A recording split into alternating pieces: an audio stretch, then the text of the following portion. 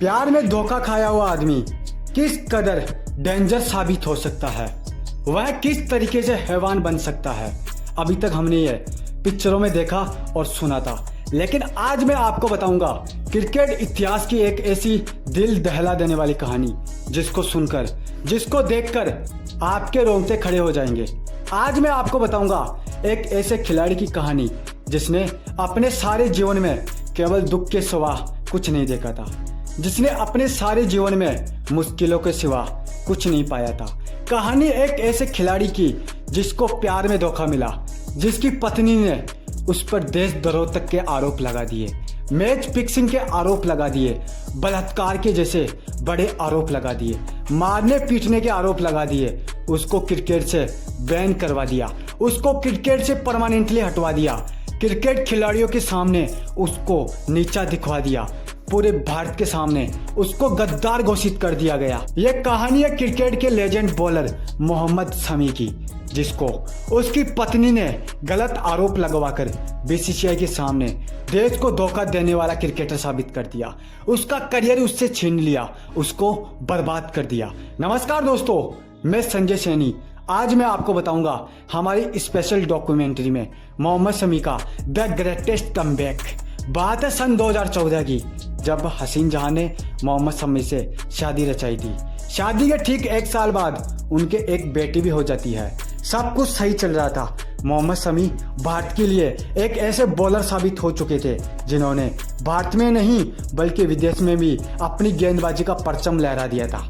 चाहे वह दक्षिण अफ्रीका की सबसे डेंजर ग्राउंड केपटाउन में की गई गेंदबाजी हो, या चाहे जोहानिसबर्ग में वनडे मैच में की गई वह बल्लेबाजी हो, जिन्होंने अपनी काबिलियत के दम पर पूरे भारत में अपना नाम बना लिया था। फिर एक दिन कुछ अचानक ऐसा हो गया कि उनसे सब कुछ छीन लिया गया। उनके जो फैंस थे, जो उनकी तारीफ किया करते थे, वह उस दिन उनको गाली दे रहे थे, उनको देश को धोखा देने वाला गद्दार बता रहे थे। लोग तो यहाँ तक कहने लगे थे कि भाई मोहम्मद शमी को देश से ही बाहर कर दो, हमको नहीं जरूरत है ऐसे खिलाड़ी की जिसने अपने देश के साथ धोखा किया हो, क्योंकि उनकी पत्नी हसीन जहां ने उन पर ऐसे ऐसे आरोप लगा दिए थे जो क्रिकेट इतिहास के किसी भी खिलाड़ी पर आज तक नहीं लगे थे।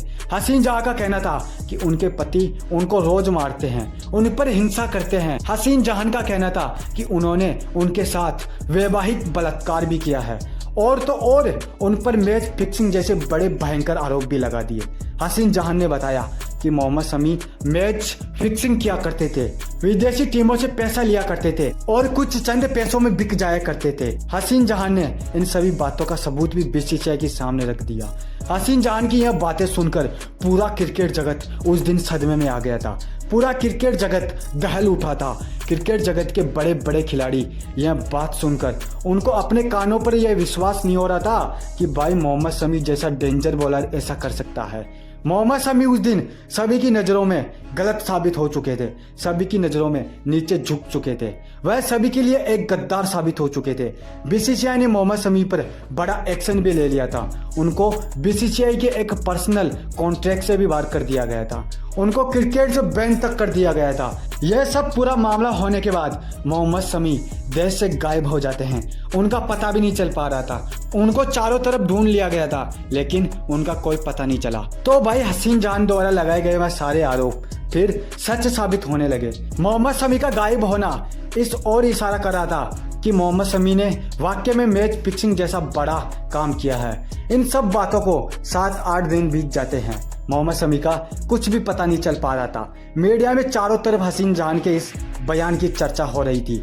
हसीन जहां द्वारा लगाए गए मोहम्मद शमी पे यह आरोप दिन ब दिन बढ़ते जा रहे थे। रोज कुछ ना कुछ नए खुलासे हो रहे थे। फिर इसी बीच एक खबर निकल कर आती है कि भाई मोहम्मद शमी की कार का एक्सीडेंट हो गया, वह बुरी तरह घायल हो गए, उनके बचने की भी कोई चांस नहीं है। यह सब खबर सुनने के बाद तुरंत पुलिस की पूरी टीम अस्पताल पहुंच जाती है। उनके सारे रिश्तेदार, उनके सारे दोस्त हॉस्पिटल में पहुंच जाते हैं और मोहम्मद शमी के होश आने का इंतजार करने लगते हैं।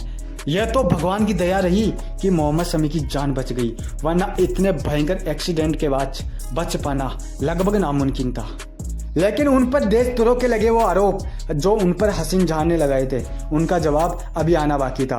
मोहम्मद शमी के होश आने के बाद जब इस बारे में उनसे पूछा गया तो मोहम्मद शमी का वो बयान जिसको सुनकर पूरी दुनिया दहल गई थी, मोहम्मद शमी ने बताया कि भाई मैं अपने देश के लिए जान दे सकता हूँ, मैं अपने देश पर कुर्बानी दे सकता हूँ, पर अपने देश के साथ गद्दारी नहीं कर सकता।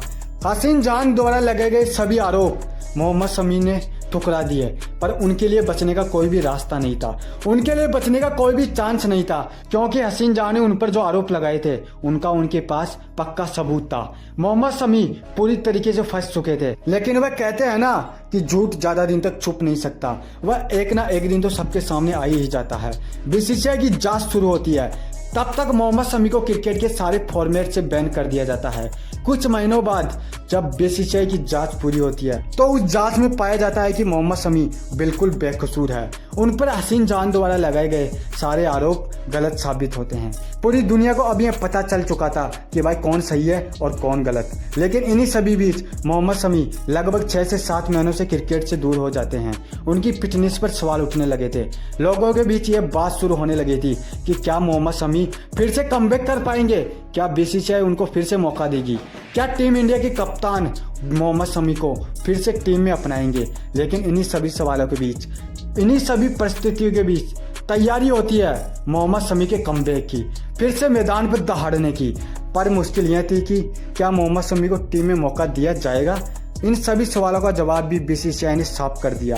सन 2016 अफगानिस्तान टीम के टूर पर मोहम्मद शमी को वनडे टीम में शामिल कर लिया जाता है, जहां पर टीम इंडिया को 3 मैचों की वनडे सीरीज खेलनी थी और इस सीरीज में पहले ही मैच में मोहम्मद शमी को मौका दे दिया जाता है।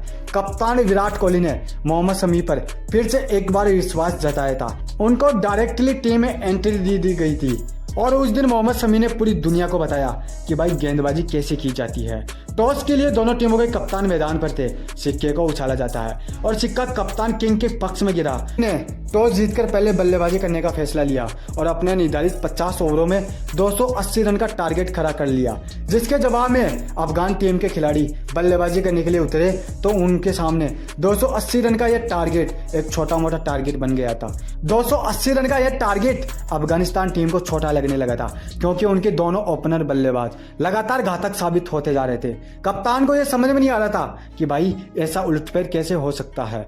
इन सब से परेशान होने के बाद मैदान पर कप्तान ने रणनीति चेंज की और गेंद डायरेक्टली मोहम्मद शमी के हाथ में थमा दी कि भाई जाओ और सब कुछ तहस नहस कर दो, आज सब कुछ तुम्हारे हाथ में है। कप्तान का यह भरोसा और मोहम्मद शमी का तूफान।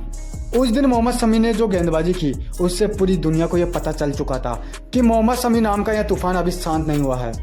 मोहम्मद शमी ने अपने पहले ही ओवरों में अफगानिस्तान टीम के दोनों ओपनरों को आउट करके पवेलियन में बैठा दिया। इस मैच में मोहम्मद शमी ने अपने 10 ओवरों में 18 रन देकर 5 विकेट लिए। इसके बाद अगले 2 मैचों में कुल मिलाकर 18 विकेट अपने नाम किए। मोहम्मद शमी की इस बेहतरीन परफॉर्मेंस को देखकर पूरी दुनिया को यह पता चल चुका था कि एक सोया हुआ शेर वापिस कमबैक कर चुका है। पूरी दुनिया को यह पता चल चुका था कि प्यार में धोखा खाया हुआ इंसान किस तरह हावी हो सकता है, वह किस तरीके से घातक साबित हो सकता है।